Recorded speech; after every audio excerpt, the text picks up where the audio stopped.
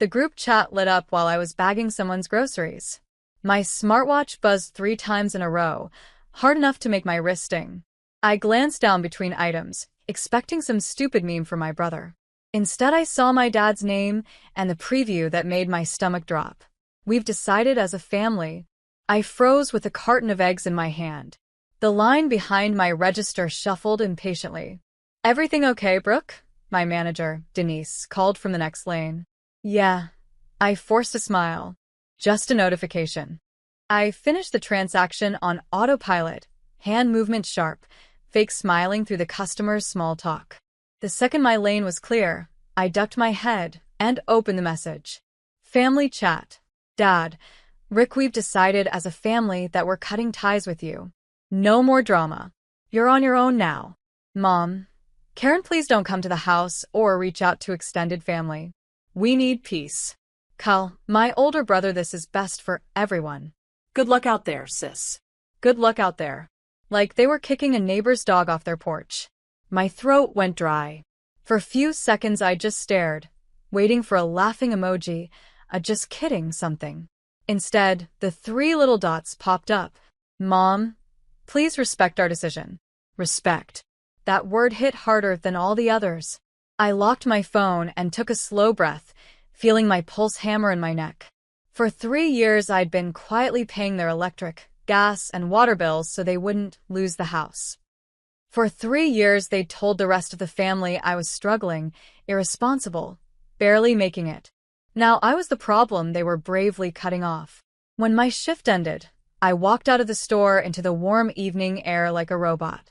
Cars honked, a kid cried in the distance, someone's music thumped from a passing truck.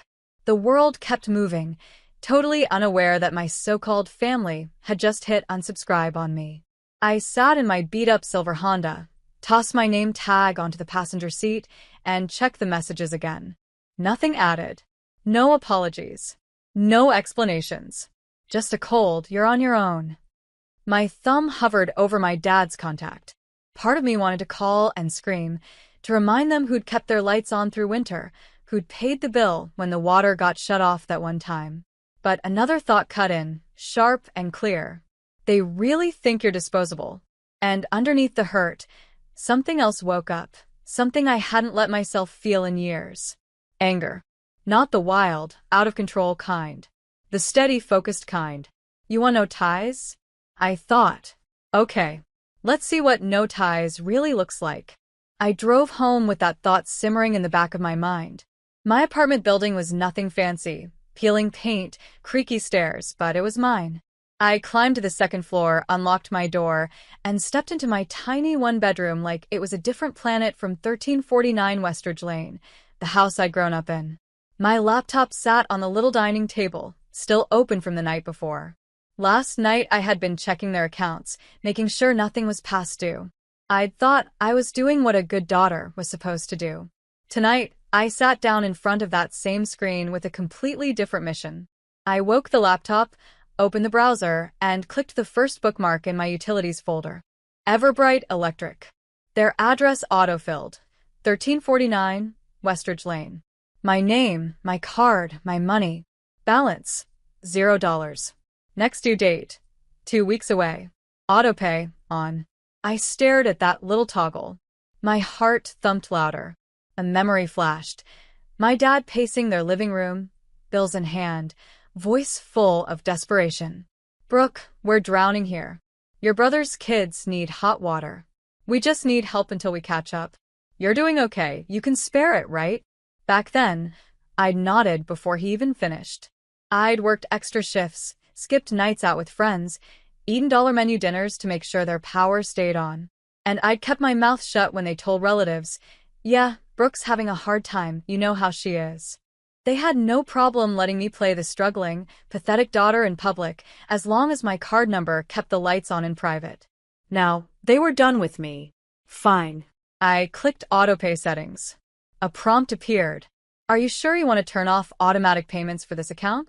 My finger hesitated for half a second. This is where the old me would have backed down. The girl who swallowed everything, who accepted being the family scapegoat because at least I'm helping. But their messages from earlier flashed again in my mind. Cutting ties. You're on your own. Respect our decision. My jaw tightened. You made the rules, I whispered. I'm just following them. I clicked yes. The toggle flipped off. Autopay disabled. A weight lifted off my chest so suddenly I exhaled out loud. Before I could overthink it, I opened the gas company portal. Same address. Same arrangement. My card. Click. Autopay. OFF. Then the water company. Click. Autopay. OFF. 3 companies. 3 clicks.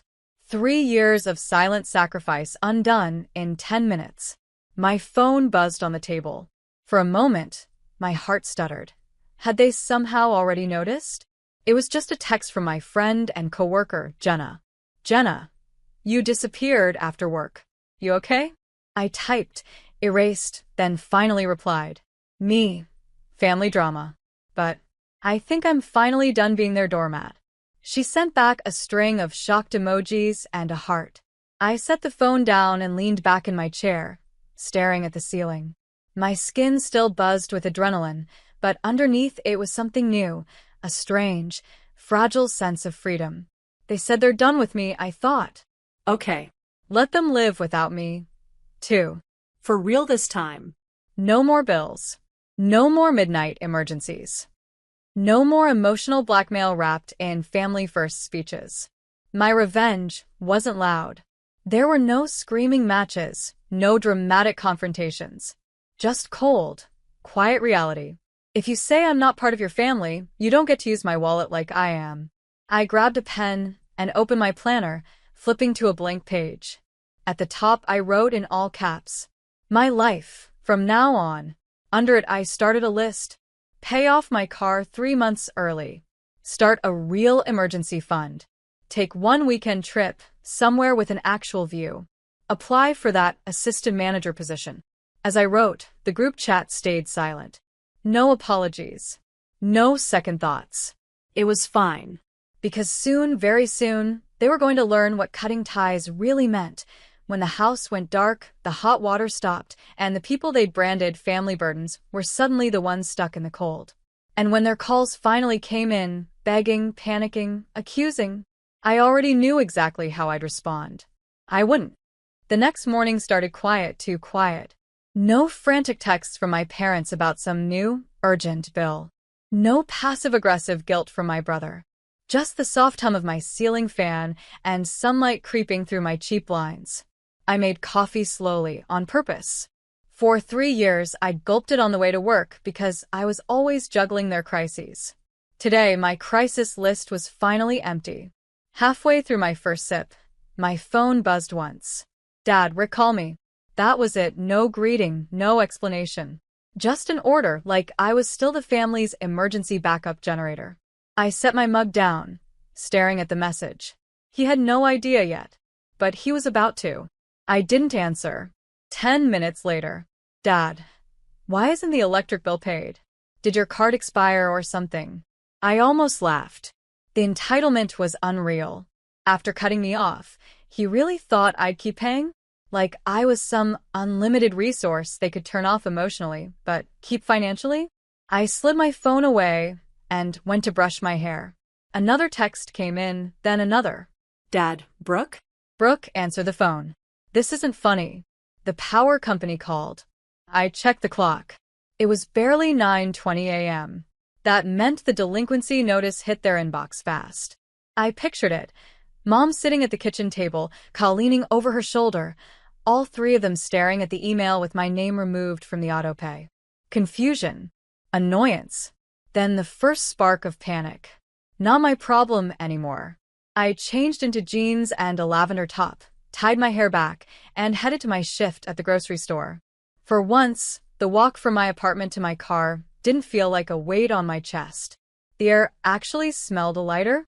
When I pulled into the employee lot, my phone buzzed nonstop. Mom, Karen, Brooke, the lights went out. Are you okay? Did something happen? Mom, we need you to call right now. Cal. Dude, what did you do? I read each message twice. No one had apologized. No one had taken back the cutting ties speech. They just wanted my money again. Inside the store, I clocked in, grabbed my register drawer, and set up lane 6. Denise glanced at my face. "You look calmer today," she said. I nodded. I finally stopped doing something that was draining me. "That's growth." She smiled. "Proud of you." Her words hit deeper than she probably meant them to.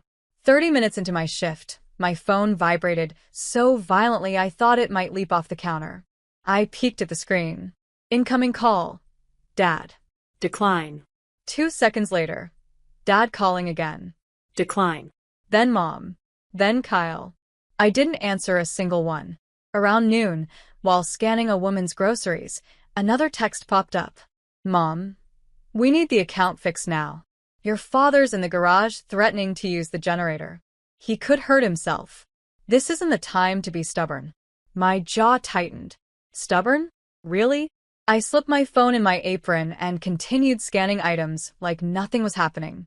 Barcodes beeped. Customers chatted. Life moved. But my phone kept buzzing with a desperation I knew too well.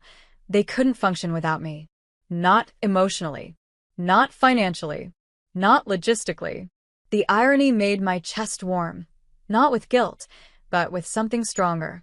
Freedom. Around 2 p.m., while I was bagging bread and cereal for a young couple, a final message popped up. "Dad, if you don't fix this, we're coming to your place. Answer your phone." I actually chuckled. They didn't know my new address. I'd moved 6 months ago. On purpose. For the first time since childhood, I had something they couldn't reach, control, or weaponize. Distance. I locked my phone and placed it face down beside the receipt printer. Let them sit in the dark. Let them wonder. Let them feel, for once, what it was like to depend on someone who wasn't obligated to save them. This wasn't cruelty. This was the first time I'd ever honored their own words. "You're on your own." By the time my shift ended, my phone looked like a disaster timeline. 27 missed calls. 42 texts. 3 voicemails, all labeled urgent. I didn't play them. Instead, I sat in my car, buckled my seatbelt, and let the air conditioning wash over my face as I slowly scrolled through the chaos. The messages had stopped being demanding. Now they were frantic. "Mom, Karen, the fridge died. Everything is thawing. Your father is furious. Please call. Dad, Rick, we need the account logins. We can't reach customer service. Fix this now. Kyle. Dude, just pay it. It's not that deep. Not that deep." 3 years of me burning myself dry so they could coast wasn't that deep? They truly believed I owed them my life, my peace, and apparently my paycheck. I rested my head against the seat back and whispered to myself, let them sit with it. Let them see who really held that house together. My phone buzzed again, but this one wasn't them. It was Jenna. "Donna, you want to grab dinner?" "My treat. You look like you need a break." A break. I couldn't remember the last time anyone had offered me that. I texted back. "Me? Yeah, I'd like that."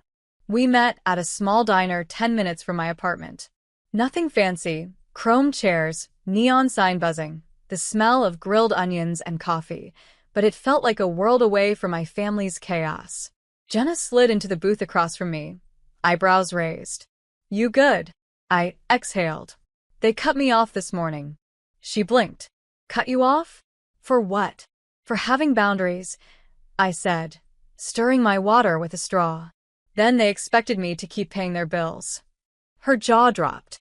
"You're joking." "I wish." "That's messed up," she said, shaking her head. "What did you do?" I smiled, small, sharp, and honest. "I stopped paying." She sat back. "Wow. Good. About time." Her reaction hit me harder than any of my family's texts. She didn't guilt me. She didn't twist the story. She didn't tell me to be the bigger person. She just saw me. Halfway through dinner, while I was actually laughing for the first time in days, my phone lit up again, not with my family's numbers, but with an unfamiliar one. Then another. And another. Jenna frowned. "Spam?"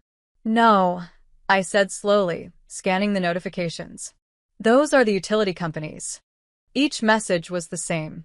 Autopay removal confirmed.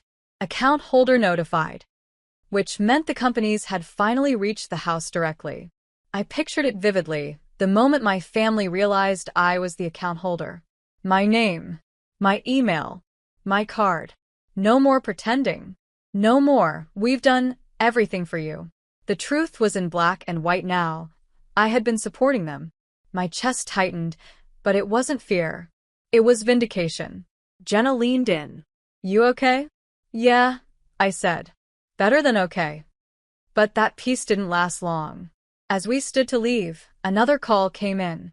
This time from my aunt, someone who rarely contacted me directly. I didn't answer, but I opened her text. Aunt Lisa. Honey, they told us you were sabotaging them? What's going on? My stomach dropped. There it was. The spin. The lies. I typed back. They told me they were cutting ties. I stopped paying bills I'd been covering for 3 years. That's it. 3 dots appeared instantly.